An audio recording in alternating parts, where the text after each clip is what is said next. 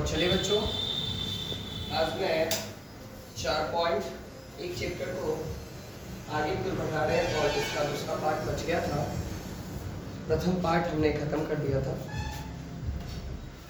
तो आज हम लोग दूसरा पार्ट फाइनली खत्म करेंगे।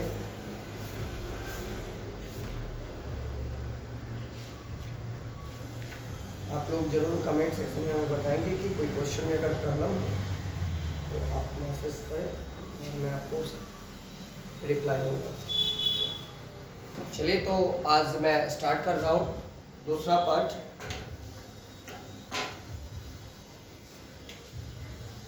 प्रश्नावली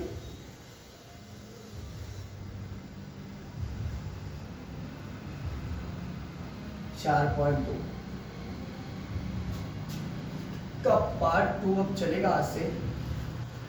देखिए भी, ये लैंग्वेज प्रॉब्लम क्वेश्चन है, आराम से सुनिएगा। चलिए, पहले मैं क्वेश्चन का हेडिंग पढ़ दूँ।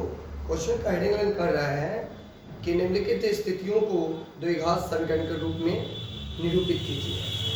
जो भी मतलब कि स्थिति आएगा उसको सिर्फ द्विघात समीकरण में ही चेंज करना है ना, बाकी बात तो कुछ करना नहीं है, हमें द्विघात समीकरण के रूप में ही चेंज करके और छोड़ देना है। ठीक है, चलिए तो स्टार्ट करते हैं इसका दूसरा के पहला पॉइंट। क्वेश्चन को खूब अच्छे से समझिएगा।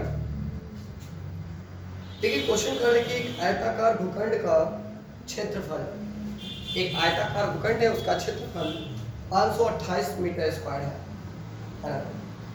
क्षेत्रफल की लंबाई चौड़ाई की दोगुनी से एक अधिक है। चौड़ाई की दोगुनी से एक अधिक है। हमें भूखंड की लंबाई और चौड़ाई ज्ञात कीजिए। जो ज्ञात करने के लिए बोल रहे, सबसे पहले उसको मानेंगे। सबसे पहले तो मैं एक आयताकार भूखंड बना दूं।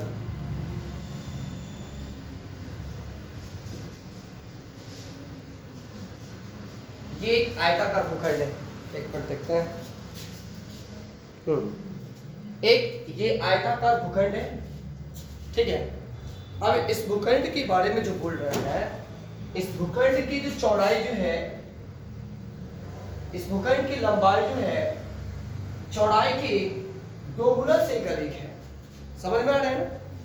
अगर चौड़ाई जो भी है, मान लिया जाए अगर चौड़ाई 2 है तो उसको 2 गुना इसकी लंबाई होगा और एक अधिक भी होगा। इसमें 2 गुना से एक अधिक भी है। अगर इससे मानते कि इसका चौड़ाई x है तो इसका लंबाई x प्लस 1 अधिक हो जाएगा। देखिए क्या कहा कि अगर देखिए इसका चौड़ाई जो है ना, इसका लंबाई जो है, लंबाई आयताकार भूखंड का, ये चौड़ाई की 2 गुना से एक अधिक है, समझे ना। और इसका पूरा क्षेत्रफल 528 मीटर स्क्वायर ये दे रखा है, पूरा क्षेत्रफल। समझ पा रहे हैं? तो लंबाई और चौड़ाई की स्थिति आपको पूछ रहा है, लंबाई और चौड़ाई क्या है, तो जो मांग रहा है ना उसको सबसे पहले हम लोग बना लेते। लिखेंगे माना आयताकार भूखंड की चौड़ाई, चौड़ाई को मैंने क्या माना है, x माना है, तो x मीटर हो जाएगा। समझ पा रहे हैं? तथा लंबाई क्या हो जाएगा,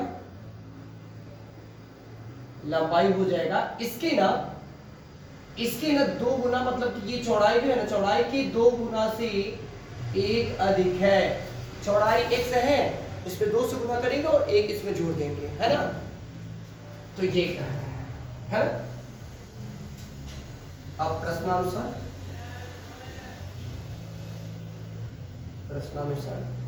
अब देखिए ये क्या कह रहा है कि आयताकार जो है भाग, एक आयताकार भूखंड जो है, इसका क्षेत्रफल दे रखा है।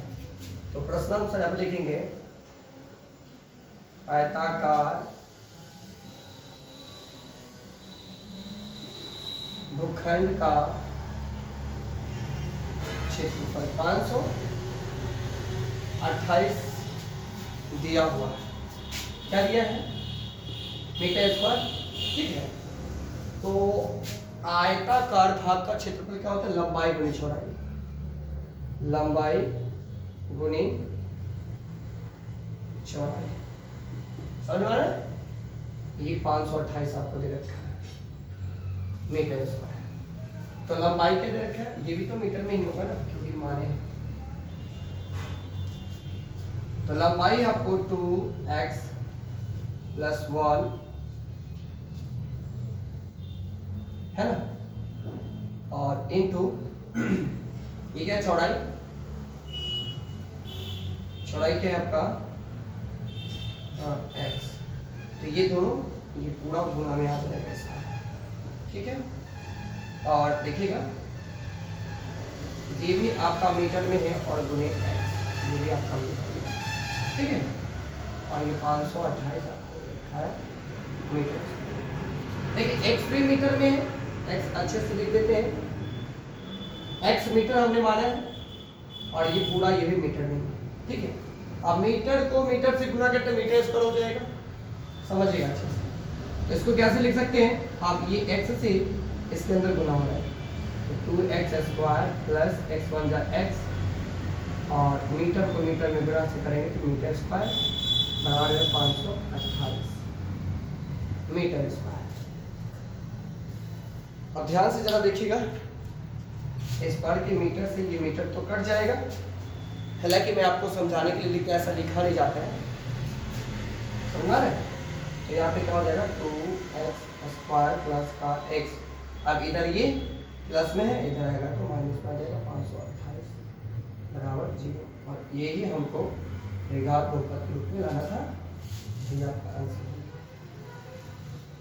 ये आपका आंसर हो, यही तक बस क्वेश्चन करेंगे। चलिए तो अब ये क्वेश्चन क्यों चलते हैं, आपको समझ में आ गया होगा, उम्मीद करते हैं। अब इसका दूसरा पार्ट की ओर चलेंगे।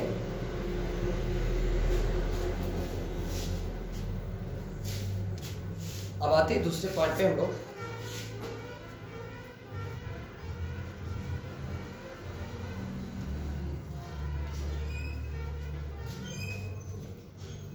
देखिए दूसरा का दूसरा पॉइंट क्या कर रहे हैं, इसका दूसरा पॉइंट ये हम लोग पढ़ते हैं। कह रहे कि दो क्रमागत धनात्मक पूर्णांकों का गुणनफल 306 है। देखिए दो क्रमागत धनात्मक पूर्णांक, धनात्मक मतलब समझते हैं ना, पॉजिटिव इंटीजर, पॉजिटिव यानी कि प्लस वाला, नकारात्मक नहीं यानी कि नेगेटिव नहीं, ऋणात्मक पद नहीं, धनात्मक के बारे में बोल रहे हैं। अब दो क्रमागत धनात्मक पूर्णांक है, ठीक है ना। हमें पूर्णांकों को ज्ञात करना है, ये कौन से पूर्णांक है इसको ज्ञात करना है, समझ में आ रहा है? तो देखिए क्रमागत धनात्मक पूर्णांक के बारे में हमको मालूम नहीं है कि कौन सा पूर्णांक, कौन सा संख्या है ना।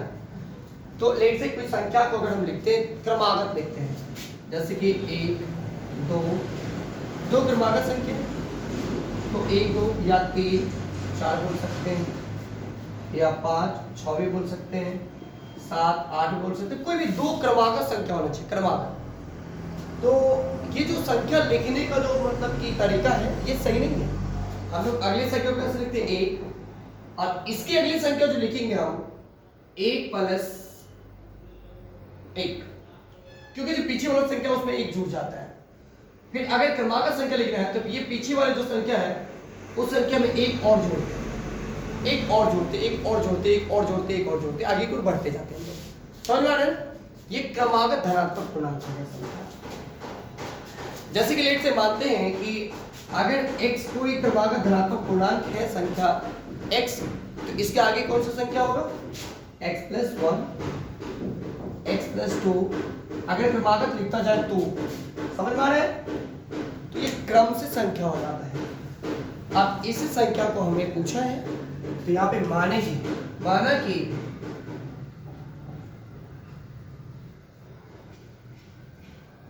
पहला क्रमागत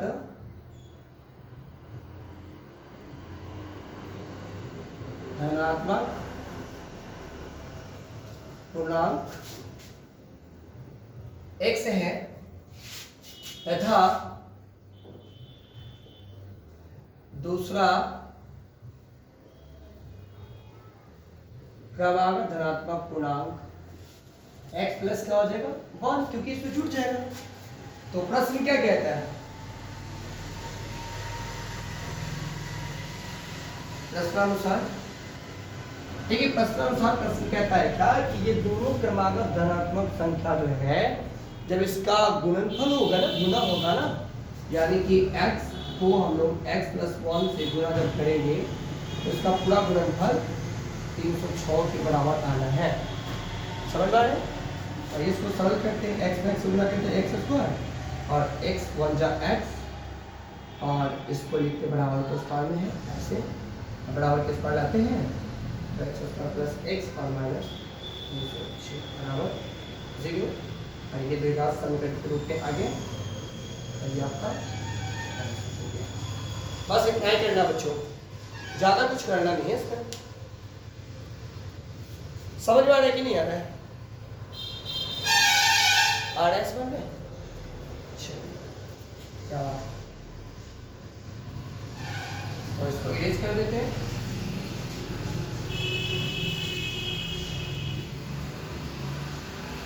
और इसके अगले पॉइंट को बनाते हैं, तीसरा नंबर क्वेश्चन।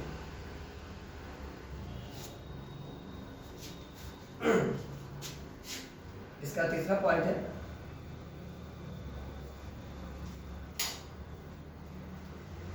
तीसरा पॉइंट क्या कह रहा है जरा सुनिएगा। कह रहा है कि रोहन की मां उससे 26 वर्ष बड़ी है। रोहन की मां जो है रोहन से 26 वर्ष बड़ी है। अगर रोहन 1 वर्ष के तो उसकी मां 26 वर्ष, अगर वो x वर्ष के तो x प्लस 26 वर्ष।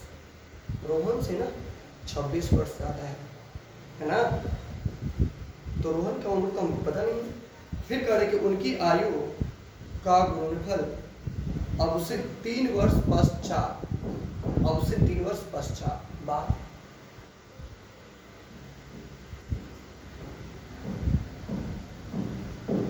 अब से 3 वर्ष पश्चात 360 हो जाएगी। हमें रोहन की वर्तमान आयु ज्ञात करना है, ठीक है? पश्चात मतलब बाद,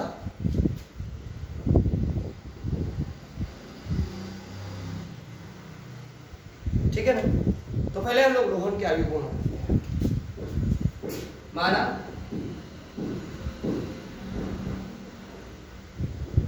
रोहन की का आयु कितना हो जाएगा? x वर्ष। तो रोहन की मां इससे कितनी ज्यादा है? 26। तो मां की आयु, रोहन की मां x प्लस 26 वर्ष। समझ में आ रहा है? प्रश्न से प्रश्नानुसार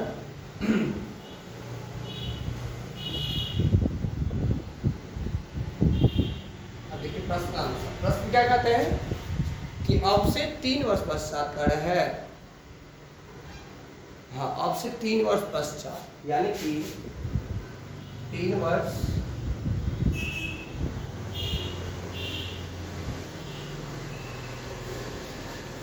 में देख लेते हैं एक मिनट, गलती क्यों हो जाए। ठीक है, 3 वर्ष पश्चात, 3 वर्ष पश्चात, 3 वर्ष पश्चात ना, तो रोहन भी जाएगा ना 3 वर्ष बाद पहले, और ये भी जाएगा। और इसमें ये देखिए रोहन की माँ की उम्र में, रोहन की माँ का उम्र ये है, इसमें 3 वर्ष छूटेगा तो ये तो 3 वर्ष बड़ी होगी। अगर रोहन की माँ 3 वर्ष बड़ी होगी, अब इस 3 वर्ष बाद जाएगी, है ना, तो ये भी तो जाएगा क्या। अब ये जब दोनों का गुणनफल हो जाएगा, ये 360 हो जाएगा। आइए इसको सरल करते हैं। x प्लस का 29 बराबर 260। अब इसको गुना करते हैं, x में से तो x प्लस का 29x प्लस का ये हो जाएगा 29 ना बराबर 360। अब ले लेते हैं इसको, एक्स स्क्वायर प्लस ये हो जाएगा 32x प्लस में 87 माइनस 360 बराबर ये। आप घटाएंगे 360 में से 87 3 बचेगा 60, बचेगा 273। इसमें एक से एग्जाम लिए तो कितना ये हो जाएगा 15 में से। ठीक है, तो एक्स स्क्वायर प्लस का 32x प्लस का 273 बराबर 0। अब ये द्विघात समीकरण के रूप में आ गया और हमें तो क्वेश्चन का यहीं तक छोड़ने के लिए, इसके बाद वाले अगले क्वेश्चन पे जब जाएंगे हम लोग को पूरी स्थिति को हम लोग को सॉल्व करना पड़ेगा ना। अब द्विघात बहुपद से वो पुनर्वर्ग विधि है, अभी सारे विधि बनाना है हम लोग को, है ना बच्चों। तो आइए अब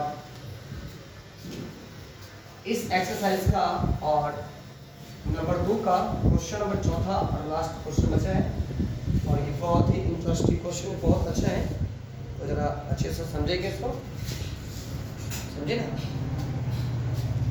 आइए पढ़ते हैं, भाग नंबर 4 है।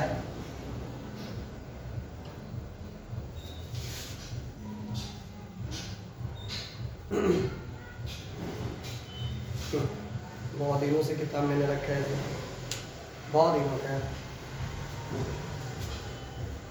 इससे मेरी सबसे बड़ी वाली दीदी पढ़ी है, फिर उसके बाद दीदी, फिर मेरे भाई जी, फिर हम, फिर मेरे छोटा भाई, फिर आप लोग को लगातार मैं 2-3 साल से पढ़ा रहा हूँ, 4 साल से। 2018 से मैंने स्टार्ट किया है कोचिंग और ये लॉकडाउन जब आया था तो उसमें स्टार्ट किया था ऑनलाइन क्लास में।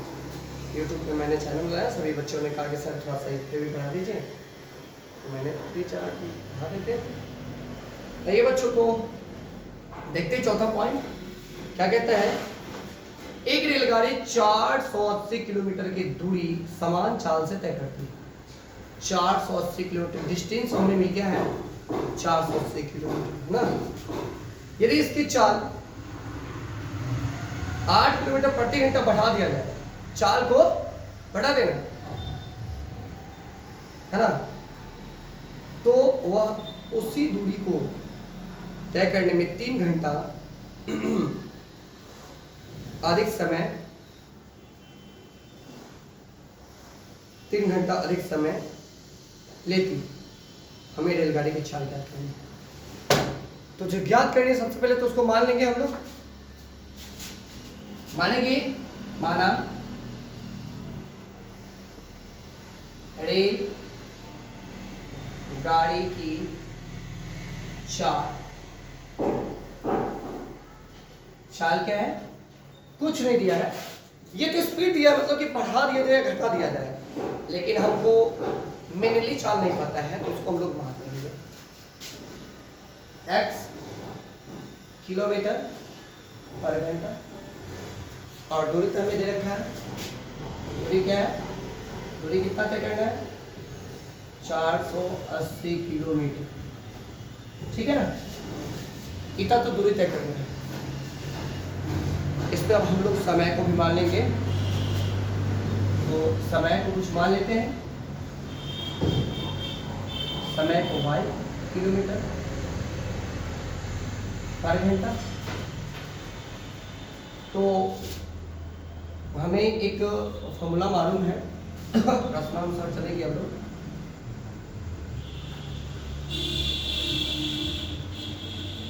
देखिए प्रश्नानुसार हम लोग समय बराबर फॉर्मूला जानते हैं, समय बराबर 3/4। तो बाबू समय क्या दे रखा है, y दूरी है 480 और चाल है x, है ना, x किलोमीटर प्रति घंटा।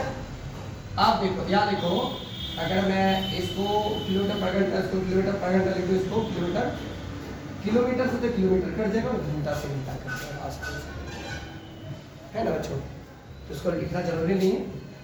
और तो इसको हम लोग समीकरण 1 मान लेते हैं अभी। अब देखिए स्थिति नंबर 2 का है, ये ना चाल, इसमें क्या कहा कि अगर चाल को 8 किलोमीटर पर घंटा बढ़ा दिया जाए, क्या बोलते हैं,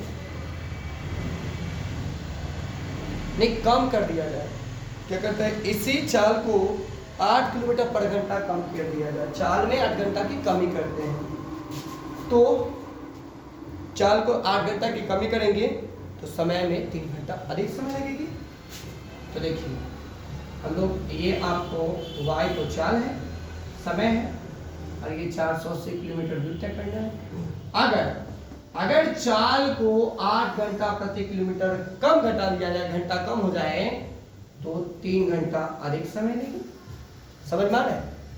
अगर चाल को, चाल x है ना, इसमें अगर 8 किलोमीटर जो स्पीड से चल रही है उसमें 8 किलोमीटर की कमी कर दिया जाए तो समय ज़्यादा लगेगा इस दूरी को तय करने में, है ना। तो इस स्थिति को हम लोग इक्वेशन नंबर 2 कहेंगे।